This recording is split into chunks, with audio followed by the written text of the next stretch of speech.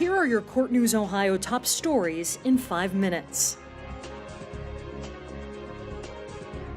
A death row inmate will have his day before the Ohio Supreme Court over DNA testing that he hopes will clear him of a 1990 murder in Portage County. The Ohio Innocence Project has released this video proclaiming Tyrone Nolling's innocence.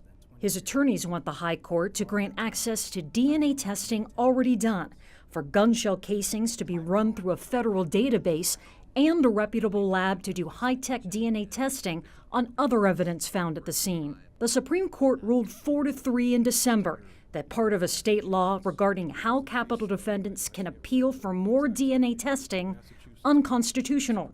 Prosecutors say they are confident the right man is on death row. Morgan Johnston is a familiar face here at CASA, which stands for Court-Appointed Special Advocates. She has volunteered as a CASA guardian for 3 years now. This isn't like going to the food bank and handing out bags of food. This is getting into homes where there's a lot of stuff going on. Every month she spends 5 hours with a little girl whose stepdad is addicted to opioids. What started as a prescription painkiller problem escalated into a heroin addiction. You know, it's a chaotic environment that she lives in. You know, mom's mad because dad's using, so then they argue, and the in and out, and where did dad go? He's been gone for 2 days. We don't know where he is. Then mom's upset because she doesn't know where he is. He won't answer the phone. Has he overdosed? Is he in the hospital? You know, and then mom's on edge and she can't parent. The need for CASA guardians like Morgan is growing in the state of Ohio, where opioid overdose deaths are at the top nationwide. The number of children who need help is rising, and fast. A lot of our children, believe it or not, they blame themselves. So it affects their self-esteem. They're trying to figure out why their parents don't want them. CASA guardians get to know the children affected. They spend time with them, take them to court appointments, and write up monthly updates for social workers. Being an advocate isn't the only reason Morgan feels compelled to volunteer. Her daughter started using heroin 3 years ago, and although her daughter says she stopped using last fall, Mom's not so sure. It destroys your whole family.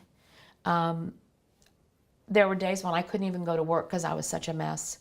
Where is she? What's she doing? Is she going to die? She admits she has no control over her daughter's addiction.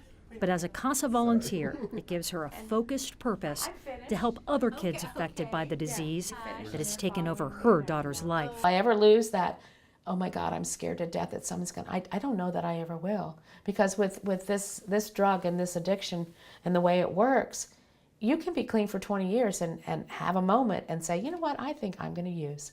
And then you're back to the, as they call it, back to the races again. If you'd like to volunteer as a CASA guardian, here's how you can get in touch. It's been a busy spring tour season for civic education staff and volunteers at the Thomas J. Moyer Ohio Judicial Center.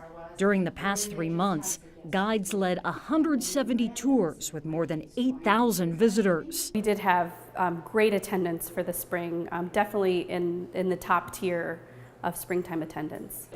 On this day, students from Canton Central Catholic trekked 130 miles each way to tour the Visitor Education Center. School tours include student participation in a mock trial and a courtroom visit featuring artwork that portrays the state's history, culture, and commerce. 52 schools were able to visit during this past school year because of the Transportation Grant Program, which were used to help schools across Ohio pay for busing to visit the court's Visitor Education Center. It allows students from all over the state to be able to come to Columbus, so from very rural communities to urban communities. Some of these students have never left the county that they live in. Financially strapped Ohio schools have received 279 grants, totaling more than $88,000 since the Transportation Grant Program began in 2011. I'm Ann Yeager for Court News Ohio.